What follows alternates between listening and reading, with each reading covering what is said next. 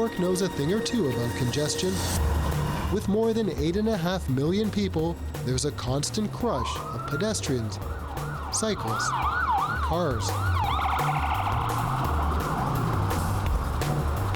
But here's the thing. While many North American cities are seeing a rise in pedestrian and cycling deaths, New York is bucking the trend.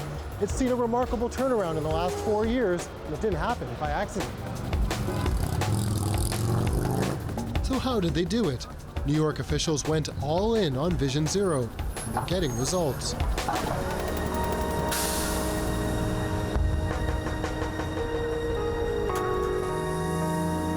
Let's break down what New York did by looking at 5 major changes, beginning with road redesign.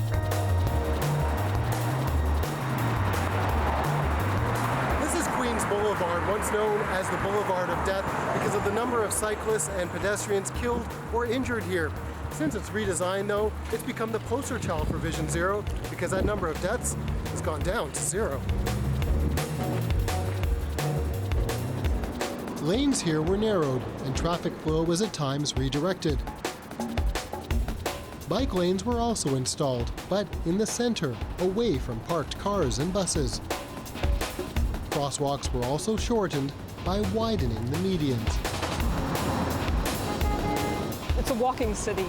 You don't need a car in order to have, a really active life here. Julia Kite is with New York City's Department of Transportation. If we could fix Queens Boulevard, if we could bring it from, the Boulevard of Death to a place where people want to walk and want to bike, then really nothing is impossible. And that's really She says the key to making Vision Zero a success is operating with the actual goal of 0 deaths. There's no reason to accept as just the cost of doing business or the status quo, the fact that people are going to get hit and killed or injured in traffic. It's a way of realizing that we can engineer out the consequences of human error. And while we can never completely eliminate people making mistakes, we can make sure that those mistakes don't have catastrophic consequences. Take the engineering behind crosswalks like this. The priority is the safety of those on foot. Pedestrians get the green light first and a head start on turning cars.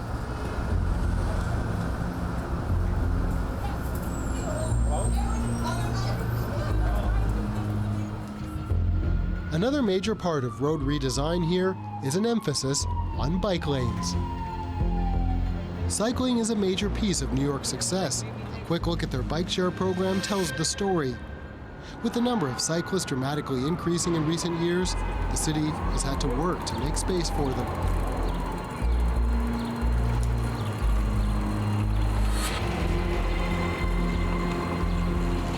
But officials say there's no one magic bullet. It's a combination of things, and that includes traffic enforcement.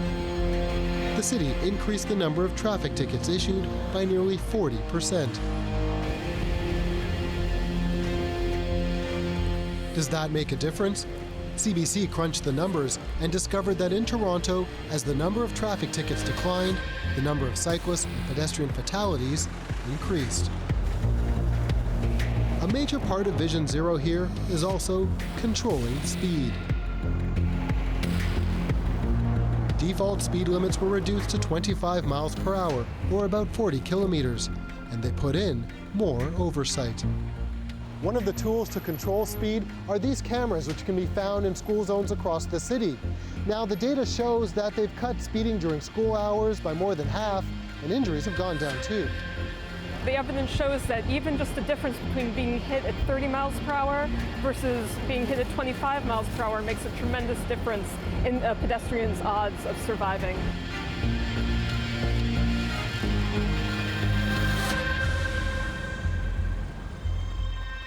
But despite the success, the speed cameras went dark this summer, the victim of a battle between lawmakers, a sign that the kind of change needed for Vision Zero takes a lot of political will. Bill de Blasio, the mayor of New York, campaigned on Vision Zero. When we lowered the speed limit, a lot of people said the sky would fall. Well, it didn't. Most New Yorkers recognized it was making people safer.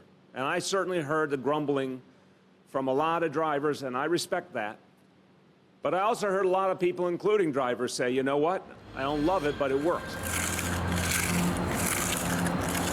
Projects like this don't always go smoothly. There's usually opposition, and New York is no different in that respect. But because of the political will behind Vision Zero, work like this often goes ahead anyway.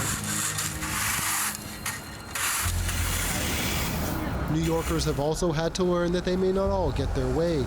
Headlines reflect a recent battle over the elimination of parking for bike lanes. When the community board voted against bike lanes, the mayor stepped in and overruled them. A small win, says safety advocates like Evan Weiss. These bike lanes are tiny slivers in a city that's just crisscrossed with parkways, expressways, parking lots, parking garages, everything. Evan Weiss writes a cycling blog. He says part of the challenge of making Vision Zero work is bringing voices of change together. The silent majority of people everywhere want to be safe. They want to get around without being run over. And the hard part is getting people together to help push the changes that will make that happen. But constructing change comes with a price, and New Yorkers have had to pony up.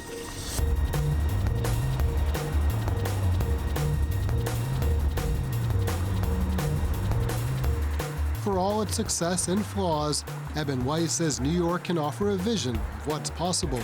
It takes somebody to open your eyes to how far we have to go and how much better things can be and how much effort that actually takes to kind of turn that switch on in people and say, I'm going to do something about it. Make no mistake, Vision Zero is very much a work in progress here. It's hotly debated and always controversial, but the results speak for themselves. The last time New York City streets were this safe, people were getting around with a horse and buggy. So in the entire era of the automobile, we're at the safest point we've ever been. Of course, drivers, pedestrians, and cyclists will always have strong opinions. The difference in New York City, they're not letting that get in the way, and they're not standing still. As the death toll has increased for Toronto pedestrians, so has the pressure on politicians. Any death on Toronto streets is absolutely unacceptable. No one should lose their lives in this way. Last month, the City Council approved an additional $21 million to beef up some Vision Zero initiatives, including one that's worked in New York. Remember how pedestrians and cyclists get a head start to cross the street? Toronto will now roll that out at 80 intersections identified as being potentially more hazardous.